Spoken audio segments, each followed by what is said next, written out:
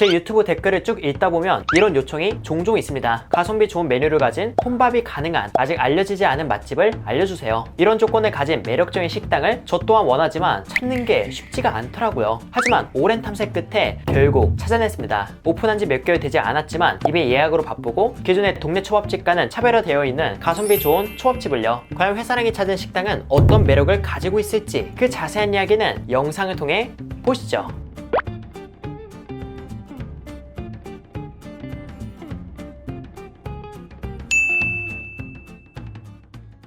오늘 제가 찾아온 곳은 이대역에서 도보로 2분 거리에 위치한 하늘초밥이라는 식당입니다. 이곳은 사장님 혼자 요리하는 1인 업장으로 식당의 규모 또한 아담한 편인데요. 그래서인지 이곳은 현장에서 먹는 것보다 포장초밥이 더 인기가 많다고 합니다. 저는 이런 점을 파악하고 식당에서 먹는 초밥과 포장초밥 둘 다 리뷰해보았으며 각각 어떤 매력이 있을지 함께 보도록 하시죠. 우선 식당에 방문해서 초밥을 즐겨보기로 했습니다. 저는 2인 테이블에 앉아서 메뉴를 봤는데요. 메뉴는 다음과 같이 초밥과 단품 메뉴가 있었습니다. 어떤 걸 고를까 고민하던 중 이곳에서 1인 기준 가장 비싼 메뉴인 용왕 세트라는 게 눈에 들어오더라고요. 그래서 저는 인당 3만원에 용왕 세트를 주문했습니다. 이건 1인분도 주문 가능한 메뉴니까 참고해 주시기 바랍니다. 주문을 마치고 잠시 후 연어 판초밥집처럼 샐러드가 먼저 나왔습니다. 샐러드는 새콤고소한 드레싱이 뿌려져 있었으며 마늘 플레이크가 들어있어 고소한 마늘 향이 군데군데 느껴지는 게 좋았어요. 그렇게 샐러드를 다 먹어갈 때쯤 음식이 준비되었는데 초밥이 아닌 회가 담긴 작은 접시가 나왔습니다. 그건 바로 다시마에 절인 광어와 시치미를 곁들인 소금.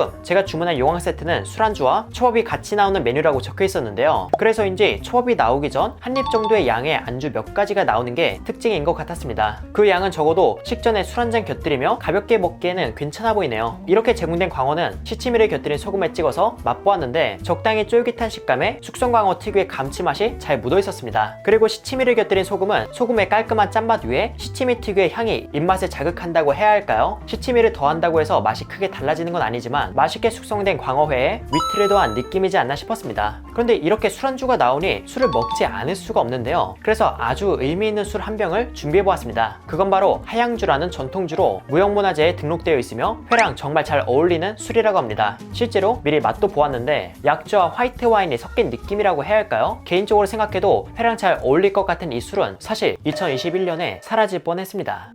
그 이유는 자금난으로 양질의 고급술을 빚는 데 있어 많은 비용이 드는 것도 있지만 무엇보다 전통주에 대한 관심이 적다 보니 더 이상 이어갈 여력이 없었다는 겁니다. 그런데 아이러니하게도 한국에서 관심이 적었던 이 술이 오히려 중국과 일본의 사업가 눈에 띄어 다음과 같은 뉴스 기사가 퍼지며 많은 안타까움을 자아내기도 했습니다. 하지만 무형문화재 기능 보유자인 대표님은 하양주를 중국과 일본에 팔 수 없었고 원래대로라면 이대로 사라질 예정이었죠.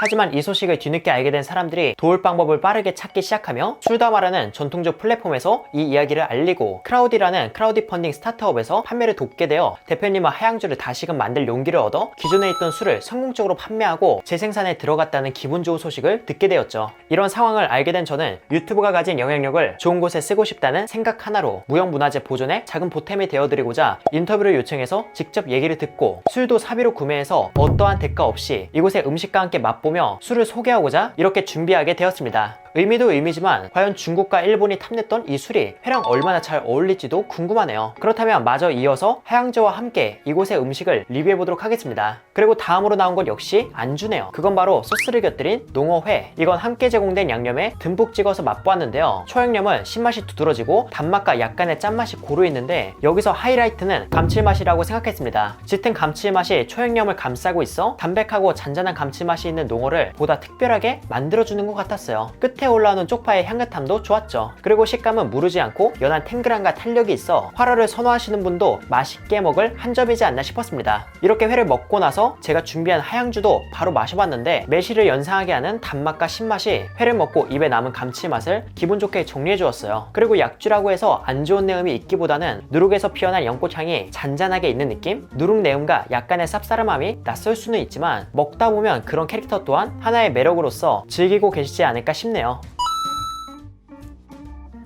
그리고 다음 역시 안주가 나왔습니다. 그건 바로 해초를 곁들인 홍새우회. 이건 약간 간이 되어 있는 것 같아 간장에 찍지 않고 먹어봤는데요, 제가 예상했던 맛과는 사뭇 다릅니다. 이 요리는 초양념으로 간을 해서 홍새우와 식감 좋은 해초를 넣은 초무침의 느낌이었지만 아무리 먹어봐도 해초 내음이 안 나더라고요. 나름의 매력일 수 있는 해초 내음을 왜 제거했을까 고민하며 먹다 보니 이런 해초 내음이 없어서인지 오히려 홍새우의 은근한 단맛과 양념에 쓰인 참기름 향, 그리고 각 해초가 지닌 식감에 더욱 집중할 수 있어 독특하면서도 매력적인 안주로서 다가왔던 것 같습니다. 이 안주 또한 제가 준비한 하양주와 함께 곁들였는데 초양념 베이스의 안주에 새콤달콤한 하양주도 꽤나 잘 어울리더라고요. 무엇보다 17도의 도수임에도 알코올 내음이 두드러지지 않아 해산물 안주의 섬세한 맛을 즐기기에 좋았습니다.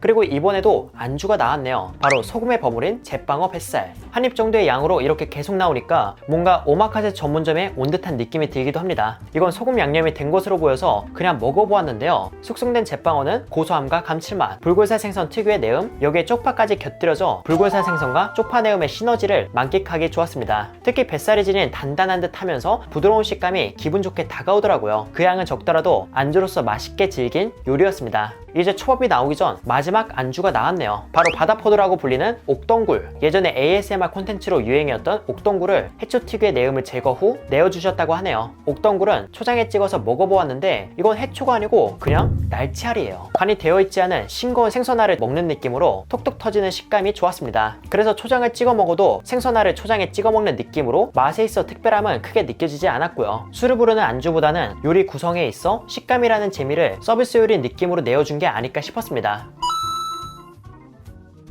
이제 식전 안주는 끝났고 드디어 초밥이 나올 차례입니다. 초밥의 비주얼은 다음과 같으며 초밥은 총 11개로 가리비, 홍새우, 청어, 제빵어, 연어, 황새치 뱃살, 참돔 뱃살, 참다랑어 속살, 광어, 성게 김말이, 감태 계란말이로 구성되어 있습니다. 초밥 위에 얹어진 재료의 크기는 전체적으로 두툼하고 밥의 양도 그에 걸맞게 잡혀 있어 개수가 엄청 많은 건 아니더라도 먹고 나서 배는 충분히 차지 않을까 싶었어요. 그리고 장국도 함께 제공되었는데 작은 꽃게 반마리가 포함되어 있었습니다. 다른 곳은 국물용 꽃게라 먹을 게 없지만 이곳은 작지만 안에 살이 꽤 차 있어 살을 먹는 재미가 있는 장국이라는 점 또한 나름의 매력으로 다가왔고요. 국물 또한 게의 진한 단맛과 산뜻한 된장 맛에 개인적으로 맛있게 먹은 장국이었습니다. 아무튼 이렇게 제공된 초밥은 하나하나 자세히 소개하기엔 너무 지루해질 것 같아 포인트만 집어서 리뷰해보도록 할게요. 우선 제가 이날 먹은 초밥 중 가장 기억에 남는 건 청어입니다. 청어의 선도는 당연히 좋았고 뼈도 나름 잘 발라져 있어 불쾌한 것 없이 먹기 좋았어요. 게다가 이런 청어는 두툼하게 썰어서 얹어주니까 청어가 가진 특유의 고소한 단맛이 더욱 진하게 풍겨 한 개만 먹어도 아쉽지 않을 알찬 초밥으로 다가왔던 것 같습니다. 식감 또한 단단한 듯 하면서 부드러운 게 씹는 맛 또한 좋았고요. 그리고 이곳의 밥은 신맛, 짠맛, 단맛이 고루 있어 무난했지만 밥 자체의 간이 강하지 않다는 게 특징이었습니다. 그리고 다음으로 마음에 들었던 건 성게입니다. 성게는 요새 씨알이 좋은 캐나다산을 얹어주어 숙성된 치즈가 연상되는 꿉꿉하면서 진한 고소함을 남기고 더불어 김의 고소함과 식감까지 더해주었는데요. 이런 고소함은 지방의 고소함과는 다른 유형이라 느끼함 없이 해산물 특유의 고소함에 온전히 집중할 수 있어 만족스러운 한 점이었습니다. 어쩌면 밥의 간이 강한 편이 아니라 이런 고소함을 더욱 잘 느낄 수 있던 게 아닐까 싶네요. 그 외에 광어는 앞서 먹은 다시마절임 느낌으로 탱글함과 쫄깃함이 있고 감칠맛이 좋았으며 참돔 뱃살은 단단함 속에 육즙이 터져나와 풍성한 고소함을 더해주었습니다. 그리고 참돔 위에 유즈코쇼라는 유자고추 양념이 얹어져 있어 자칫 느끼해질 수 있는 걸 향긋한 유자내음과 약간의 매운맛으로 잡아준 것 같았고요. 시치미를 뿌린 제빵어는 역시나 맛에 있어 극적인 변화보단 입맛을 자극하는 정도로 그저 제빵어의 단단한 육질과 불고살 생선 특유의 감칠맛을 느끼기 좋았습니다. 연어와 가리비는 불내음이 잔잔하게 묻어있고 안 좋은 냄새 없이 부드러운 질감에 먹기 괜찮았으며 홍새우는 큼지막한 사이즈로 입안 가득 홍새우살의 단맛이 퍼지는 게 매력적이었어요. 그리고 해동한 횟감인 황새치 뱃살과 참다랑어 속살은 질감 자체로 보았을 때 엄청 뛰어난 정도의 해동은 아니었지만 맛에 있어 불쾌함은 전혀 없고 황새치는 담백함과 고소함, 약간 단단한 식감, 참다랑어는 속살임에도 지방의 고소함 약간, 산미의 감칠맛, 부드러움이 잘 전해졌다고 생각했습니다. 마지막으로 감태를 넣은 계란말이 초밥은 감칠맛 좋은 단맛이 적당히 있어 직접 만든 계란말이 맛이 역시나 더 좋다는 걸 보여준 한 점이지 않나 싶었어요. 그리고 감태의 고소함도 약간 느껴졌던 것 같아요. 이렇게 해서 음식이 다 끝났을 거라고 생각했는데 사실 초밥을 먹던 중에 요리가 하나 나왔었습니다.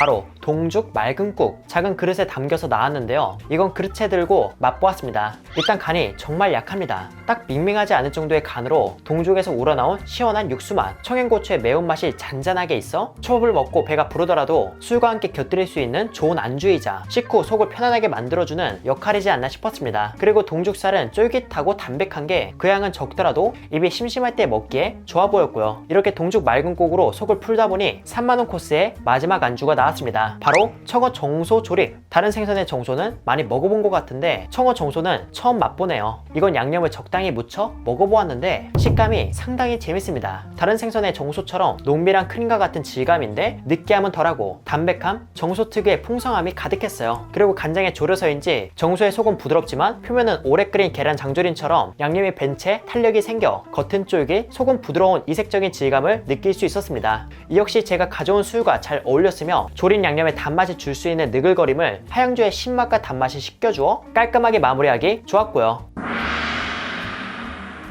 이렇게 해서 저는 하늘초밥에서의 식사를 잘 마무리했는데요. 이곳의 초밥 구성만 보았을 땐 가성비가 엄청 좋다 라고 체감이 안 될 수도 있습니다. 그럼에도 제가 만족했던 이유는 초밥에 얹어진 재료의 크기가 나름 튼실하다는 것과 초밥 재료로 기성품을 사용하지 않고 직접 만든다는 점, 생선 위주로 다양하게 구성되어 있다는 점 때문이에요. 특히 비교적 낮은 가격의 메뉴를 주문할 때 만족도는 더 높다고 생각합니다. 그 예시로 포장초밥을 보여드리자면 지금 이게 17,000원 포장초밥의 구성이거든요. 새우, 계란, 아기간 모두 직접 조리한 걸로 이 가격에 이 정도 구성을 맛보기는 쉽지 않습니다. 그리고 25,000원 포장초밥의 구성은 다음과 같이 정말 초밥으로 가득 차 있었고요. 이곳 초밥의 구성에 금태, 참다랑어 대뱃살, 자바리 이런 최고급 재료가 포함된 건 아니지만 양질의 생선 초밥으로 가득 채워주고 기성품을 사용하지 않는 정성, 기존의 판초밥집에 얼매여 있지 않은 통통 튀는 구성 등으로 인해 가격 대비 만족도가 높아서 가성비 좋은 초밥집으로 소개하게 되었습니다. 그리고 제가 앞서 곁들인 하양주라는 술은 크라우디라는 크라우드 펀딩 사이트에서 9월 24일부터 하양주를 한정 판매한다고 하니까 제 리뷰를 보고 마음에 드셨다면 사라질 뻔한 이 술을 즐기고 주변에도 많이 알려주셨으면 좋겠습니다. 가격은 750ml 한 병에 45,000원으로 가격대가 있는 편이지만 이색적인 와인 한 병 산다는 생각으로 혹은 선물한다는 마음으로 구매해서 무형문화재를 즐기고 함께 지켜주세요. 이렇게 해서 회사랑을 리뷰를 마치고 인사드리도록 하겠습니다. 그럼 여러분들 안녕.